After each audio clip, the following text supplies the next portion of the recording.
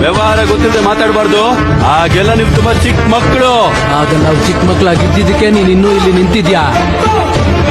ನಿನ್ ಬಾಮ ಇದನ್ನ ಹೇಳ್ಬಿಡು. ಇನ್ನೊಂದ್ಸಲ ಏನಾದ್ರೂ ಸಮಸ್ಯೆ ಮಾಡ್ದ ಅನ್ಕೋ, ನಾನು ಮಚ್ಚಿಟ್ಕೊಳಕ್ಕೆ ತುಂಬಾ ಹೊತ್ತು ಹಿಡಿಯಲ್ಲ. Daddies home.